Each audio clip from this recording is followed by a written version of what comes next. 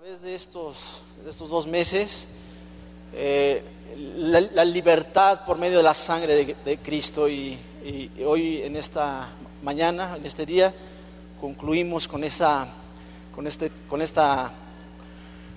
enseñanzas que Dios ha traído para nosotros y que han sido de gran bendición.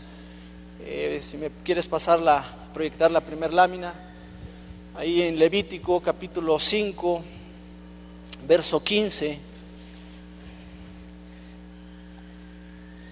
dice ahí esta porción de la Escritura: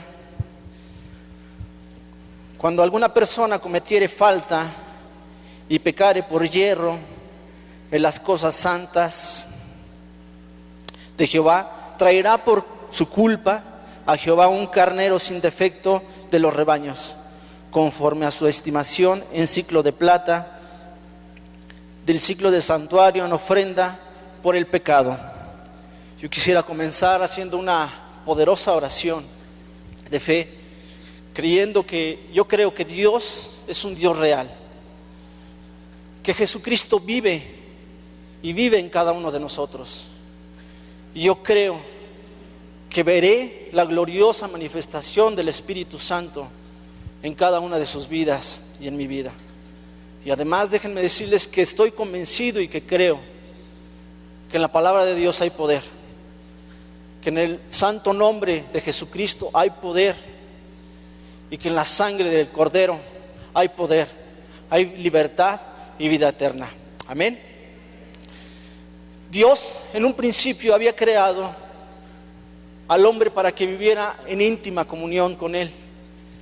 Y este era el deseo de Dios y es el deseo de Dios hasta nuestros días. Y de aquí por toda la eternidad que se cumpla este propósito para el cual Dios nos ha creado. Hay muchas veces nos hemos preguntado, ¿qué hay en el hombre? ¿Qué depositó Dios en el hombre para que fuera de gran estima, para que lo amara tanto? Y yo creo que cuando Dios formó al hombre, cuando tomó la decisión de formar al hombre, y fue la única criatura de toda su creación que formó con sus manos, con sus propias manos, y a su imagen y a su semejanza, después de formarlo y después de haber soplado aliento de vida sobre nuestra nariz para ser seres vivientes, además de eso, también puso un trozo de su corazón en cada uno de nosotros. Por eso Dios estuvo dispuesto a dar a su Hijo, a su único Hijo Jesucristo, en sacrificio por toda la humanidad. Yo quisiera que se pusieran de pie y pongamos en manos de Dios este tiempo y oremos al Padre. Padre, a ti oramos en el nombre de Jesús y ponemos en tus poderosas manos, Señor, nuestras vidas, nuestros corazones. Toma el control de cada uno de nosotros, toma el control de nuestros hogares, de nuestras familias y aún, Señor, de nuestros trabajos. Que nada nos distraiga, que nada nos perturbe y que tu palabra pueda ser sembrada en nuestros corazones, sea buena tierra y pueda producir en ella fruto al 100%. Te pido que mires la necesidad que hay en cada uno de nosotros, que ministres con el poder de tu Espíritu Santo a nuestras vidas. Te damos gracias porque hoy estamos aquí cumpliendo el propósito divino por el cual tú diste tu vida en sacrificio, Señor, porque hoy somos el fruto de esa aflicción de tu Hijo. En el nombre de Jesús, amén y amén. Les voy a pedir que se sienten, por favor. A este tema le llamé la sangre de Jesús nos libra de toda culpa. En este capítulo 5 del libro de Levíticos, la Escritura comienza mencionando a cinco ofrendas que los sacerdotes tenían que hacer en ese tiempo. Estos sacerdotes presentaban 5 ofrendas delante de Dios. Y en esta porción de la Escritura nos habla de una ofrenda expiatoria, por la culpa. Este sacrificio de un carnero era tan importante, dice la Biblia, y tan santo como el sacrificio por la ofrenda del pecado. El sacrificio consistía también en degollar una víctima por la culpa y rociarla sobre el altar, al igual que la ofrenda por el pecado. Pasemos a la siguiente lámina, por favor. El pecado es una infracción o transgresión a una ley divina.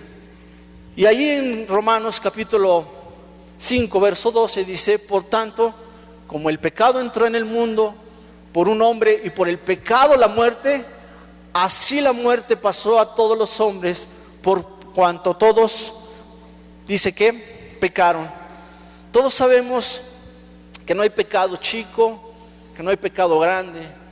Todos sabemos que no hay pecados negros, colorados o morados, que el pecado es el pecado y que la paga del pecado es que la muerte. La doctrina tradicional o en nuestra enseñanza o en nuestra cultura, en nuestras tradiciones, la mayoría de nosotros recibimos o nos enseñaron que el pecado del primer hombre fue haberse comido la manzana, ¿verdad? Y lo que nosotros debemos saber, lo que nosotros debemos recordar y tener presente en nuestras vidas es que el primer pecado no lo cometió el hombre. El primer pecado lo cometió un ángel llamado Luzbel. Este ángel, lleno de orgullo y lleno de soberbia, más bien se opuso a Dios, y queriendo ser igual a Dios fue lo que trajo su caída, fue lo que ocasionó su caída. En su afán por destruir todo lo que Dios había creado, en su afán por derribar todo lo que Dios había formado, quiso apoderarse del mundo, seduciendo y engañando al primer hombre para que cayera en pecado, en el pecado de la desobediencia. Cuando Adán y Eva pecaron, perdieron su naturaleza y adquirieron una naturaleza pecaminosa. Esto se convirtió en una herencia para nosotros, como dice aquí en esta parte de la Escritura.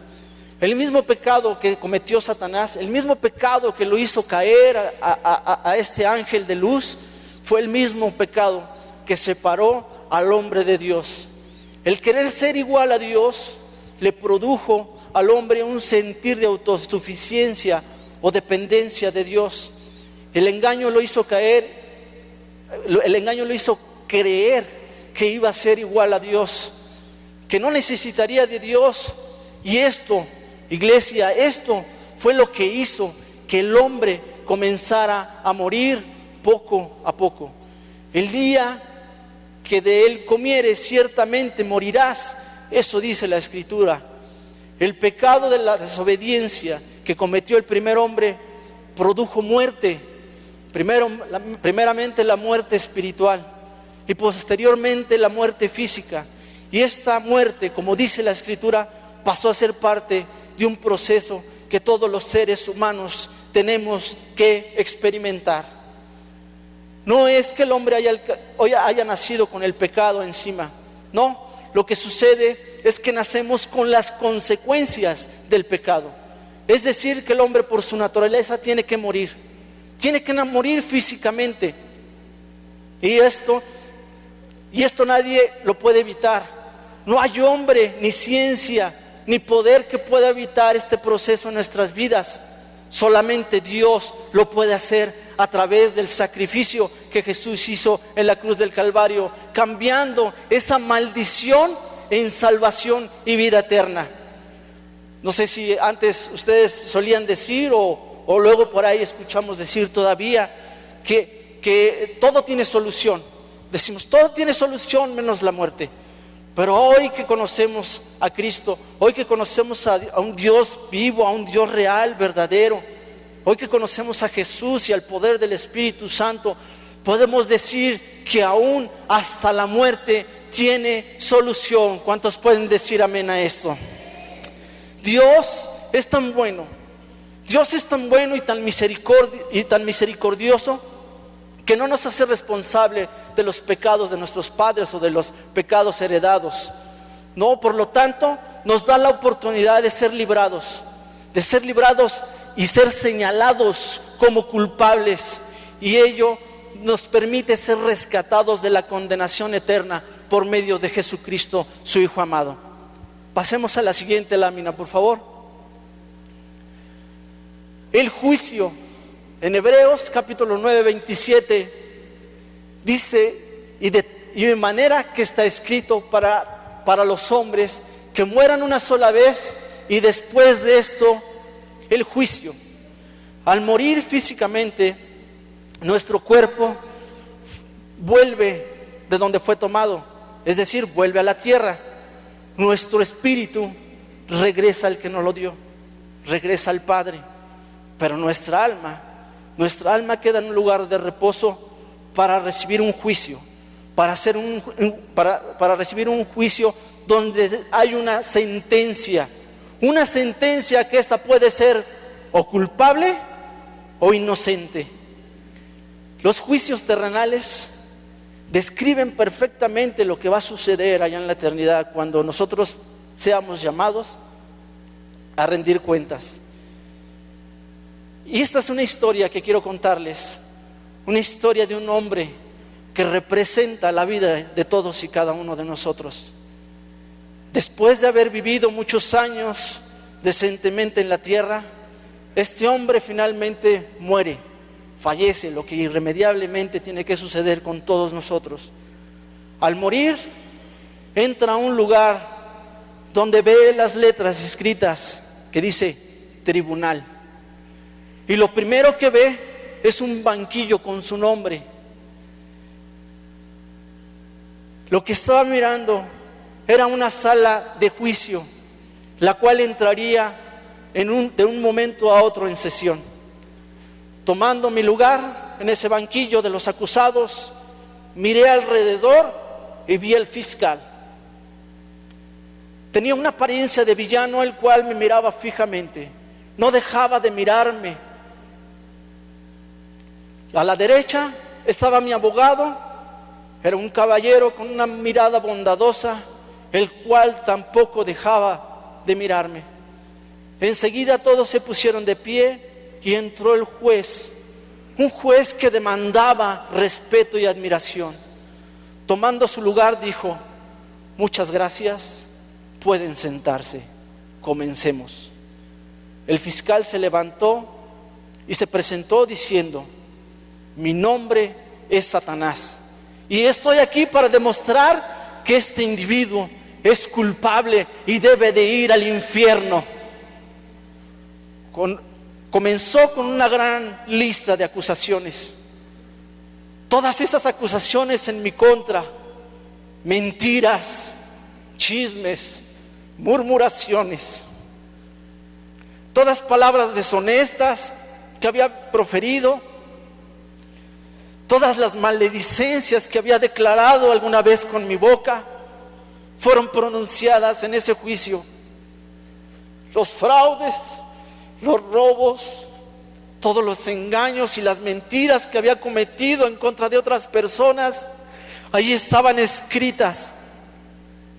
Decía el fiscal: de toda la lascivia que había en mi corazón, de toda la lascivia de mis ojos, de mi carne, de todos los deseos pecaminosos con los cuales había defraudado a mi familia, toda mi infidelidad, mi doble vida, ahí estaba escrito en ese libro de las acusaciones que el fiscal declaraba y pronunciaba en mi contra. De las perversiones de mi corazón, de la corrupción que había, hasta salían ahí pecados de los que ni me acordaba. Ahí estaba el fiscal acusándome. Satanás siguió hablando una y otras cosas tan terribles que yo había hecho y que había cometido durante toda mi vida. Y mientras más hablaba el fiscal, más me hundía. Me sentía tan avergonzado, me sentía tan humillado que no podía ni siquiera levantar mis ojos y mirar a mi abogado. A medida que Satanás mencionaba cada pecado tras pecado, me sentía irremediablemente culpable. Yo pensaba, ¿por qué mi abogado no dice algo a favor de mí? ¿Por qué mi abogado siquiera no dice o menciona algunas cosas buenas, algunas obras, siquiera para contrarrestar todo lo malo que había sido en mi vida? Satanás finalmente terminó con una furia de acusaciones y dijo: este individuo debe ser castigado y debe de ir al infierno. Es culpable de todos sus delitos que se le imputan y no hay nadie que lo pueda impedir o que lo niegue. No hay nadie que pueda declarar lo contrario. Por fin hoy será justicia, decía Satanás. Cuando llegó el turno de mi abogado, se levantó y pidió acercarse al juez. Pese a las fuertes reclamaciones de Satanás, el juez le permitió acercarse. Y cuando se levantó y comenzó a caminar, pude ver el resplandor y la majestad de mi abogado.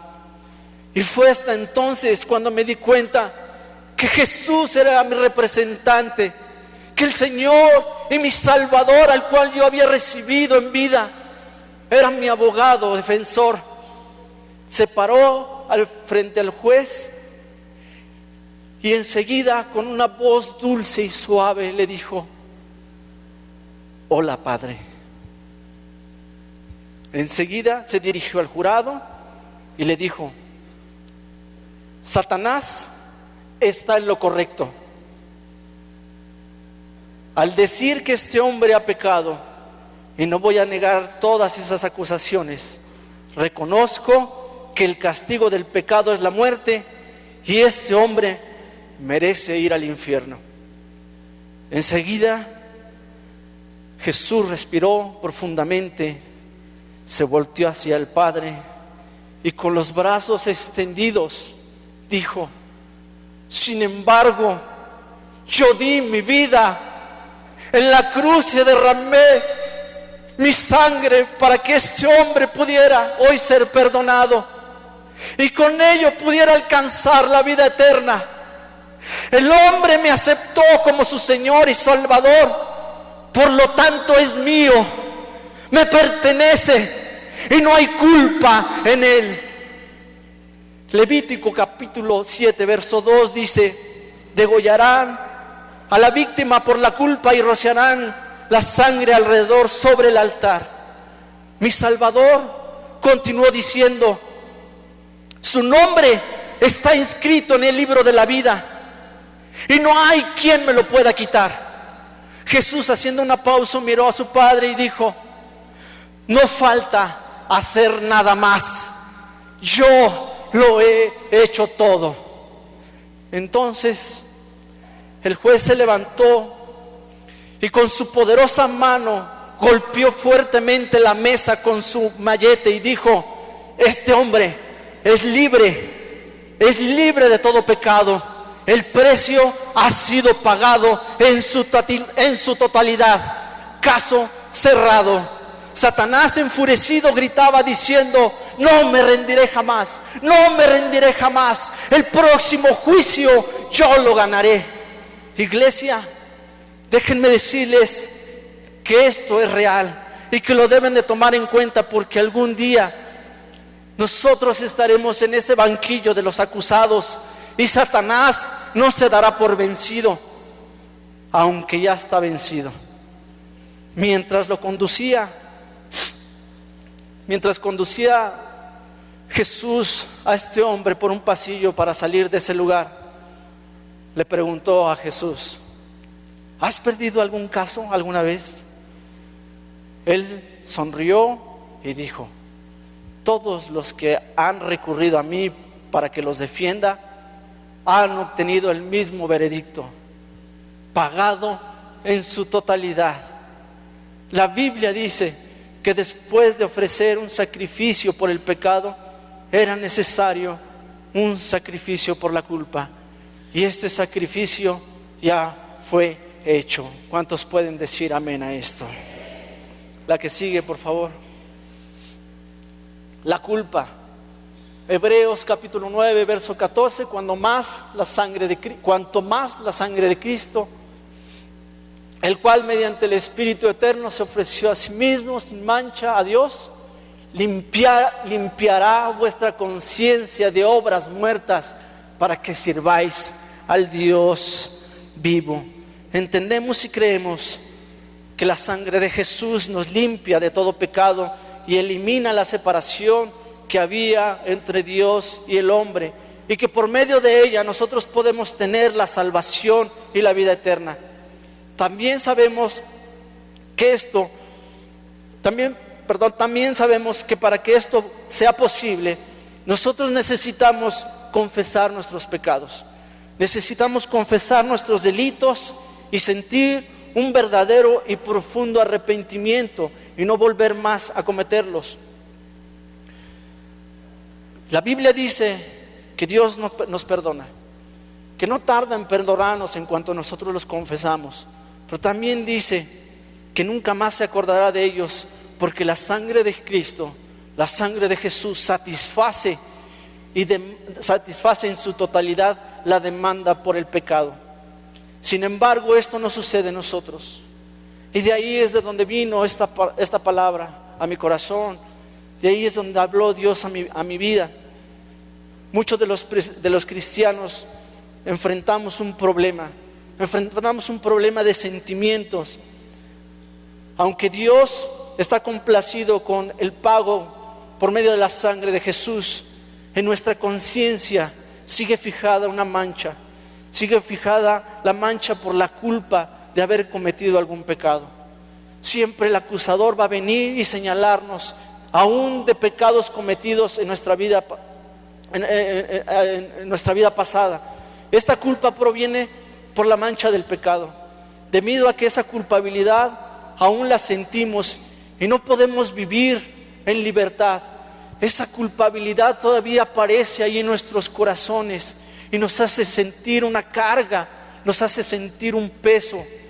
La mancha que deja el pecado en nuestra conciencia es grave, iglesia, es grave, porque ¿saben qué? Esto va a llegar a ocasionar que nuestra conciencia se cauterice, como que se llene de una impureza y nosotros perdamos toda sensibilidad espiritual y dejemos de oír la voz del Espíritu Santo que nos redarguya y que nos haga volver a los pies de Cristo, volver una vez más a la cruz, ahí donde Jesús nos rescató una vez. Esta mancha nada puede ser limpiada. Esta mancha nada la puede quitar, solamente la sangre de Cristo. Y esta porción de la Escritura nos dice que la sangre de Jesús es la única que puede eliminar toda impureza de nuestra conciencia. Cuanto más la sangre de Cristo purifica nuestra conciencia de obras muertas, de las cosas que ya pasaron, de nuestra vieja manera de vivir.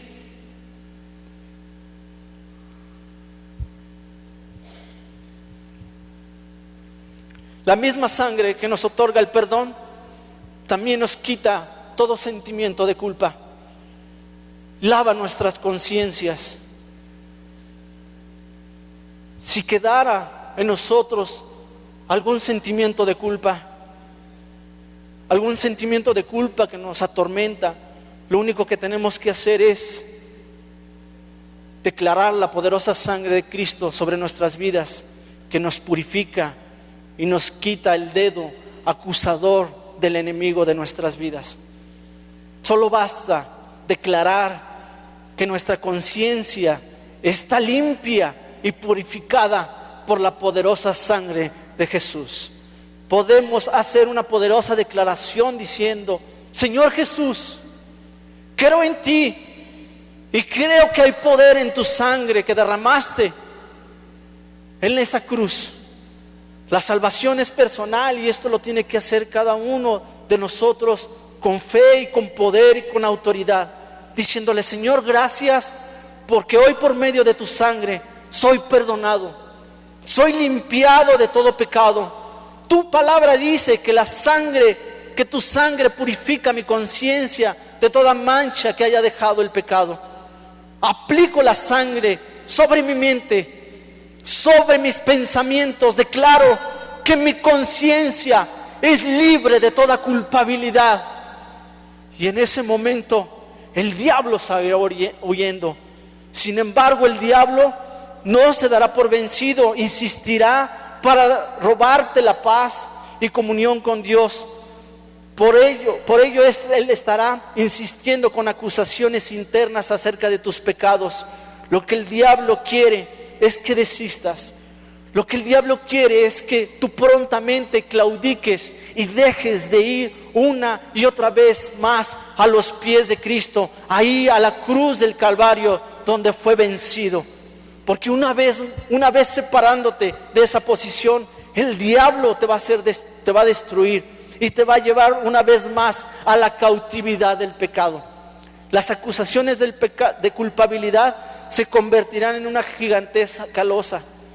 Así me aplastaban, así me sometía esta acusación sobre mi vida, haciéndome más miserable, haciéndome indigno y culpable. Y cada vez el diablo me acusaba y me decía: tú eres culpable y serás castigado por tu delito. La meta de Satanás, la meta del diablo, el objetivo es desestabilizarnos, es paralizarnos o neutralizarnos si aceptamos todas esas acusaciones. Y si las aceptamos, nosotros vamos a tener por terminada toda relación con Dios. Y esto va a ocasionar un gran sufrimiento y una pérdida espiritual y material en nuestras vidas. No debemos aceptar ninguna acusación de Satanás. Cuando nos acuse, debemos decirle: Satanás, rechazo toda acusación. O cualquier persona que te declare cosas contrarias a la voluntad de Dios, necesitas rechazarlas y declarar: no las acepto en el nombre de Jesús.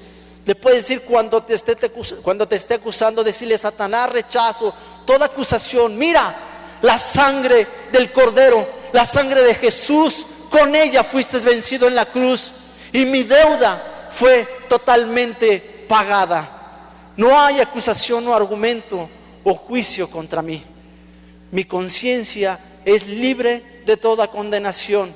Y tú estás derrotado, Satanás. Tú estás derrotado y vencido por la sangre vencedora de Cristo Jesús. ¿Cuántos dicen amén? Dale un fuerte aplauso al Señor.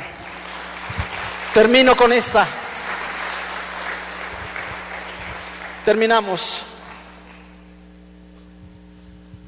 La sangre de Cristo nos libra de toda condenación. Ahí en Colosenses dice la Biblia 2, 13 y 14: y a vosotros, estando muertos en pecados y en la incircuncisión de vuestra carne, os dio vida juntamente en él, perdonándoos todos los pecados, anulando el acta de los decretos que había contra nosotros, que nos era contraria, quitándola de en medio y clavándola en la cruz. La crucifixión era un tormentoso método de ejecución que utilizaban los romanos para castigar a los esclavos y a todos los delincuentes y a todas las personas que delinquían o que tenían algún delito, algún cargo en su contra. El castigo que recibió Jesús no fue poco. Dicen los teólogos que ninguna persona humanamente hubiera podido soportar el castigo que recibió Jesús. Los golpes que recibió antes de iniciar el camino hacia la cruz, ningún hombre los hubiera podido soportar. El látigo romano literalmente desmenuzó y destrozó todo su cuerpo. Dice la Biblia que aún contar sus huesos podía, de todos los golpes que recibió. 39 golpes, 39 azotes hacían que pudieran ver él mismo sus huesos. Su rostro no tenía parecer. Al arrancarle las barbas y recibir golpes en su rostro y ser escupido sin piedad, borraron toda apariencia física de su rostro. No había parecer en él, dice la Biblia. La corona de espinos, le ocasionaba un dolor insoportable. Pero aún así, Jesús estuvo dispuesto a morir por nosotros.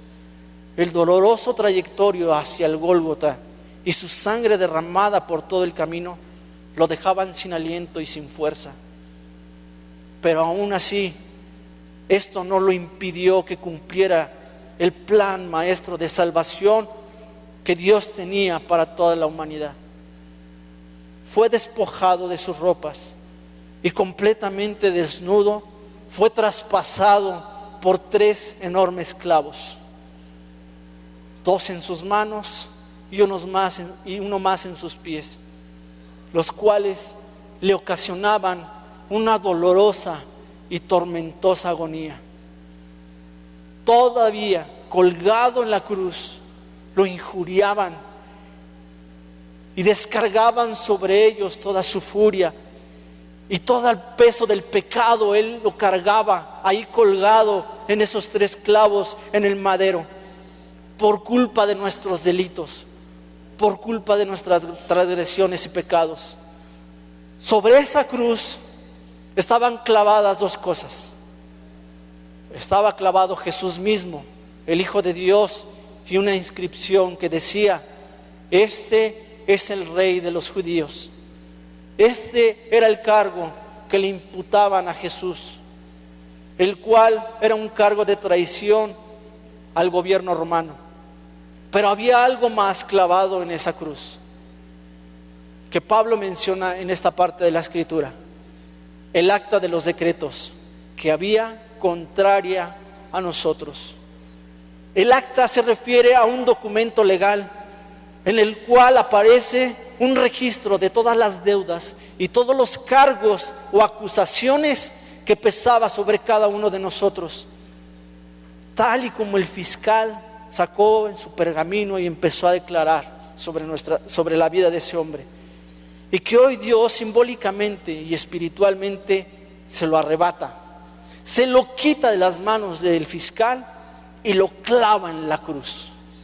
Los decretos se refieren al juicio o sentencia oficial por cada acusación que se le imputa a una persona por haber transgredido la ley. Los cargos y el castigo que había sobre nosotros, Jesús los tomó y los clavó en la cruz, y de esta manera nuestra deuda fue pagada en su totalidad. Por encima de su cabeza clavaron el letrero donde estaba escrito, repito, la acusación por la condena: este es Jesús, el Rey de los judíos. Los dirigentes judíos acusaron a Jesús por usurpar el lugar del César como Rey de los judíos. Es una declaración que hoy, hasta nuestros días, pesa sobre el pueblo de Israel, al decir ellos que no tenían otro rey más que el César. Por lo tanto, Jesús fue ejecutado oficialmente por transgresión. A causa de esa acusación, de esa falsa acusación, Jesús aceptó la pena de muerte. Por esa falsa acusación, Él nos sustituyó, llevando sobre sí mismo la pena capital que pesaba sobre nosotros, merecida por todas nuestras culpas y delitos. Ahora, todas las acusaciones que el día del juicio el fiscal declarará sobre nuestras vidas están sobre la humanidad de Jesús. Así es de que no se preocupen, no hay condena sobre nosotros. Todos los cargos y las legítimas acusaciones que había en nuestra contra fueron cancelados. Por lo tanto, Jesús nos libra con el sacrificio de toda condenación. ¿Cuántos pueden decir amén a esto?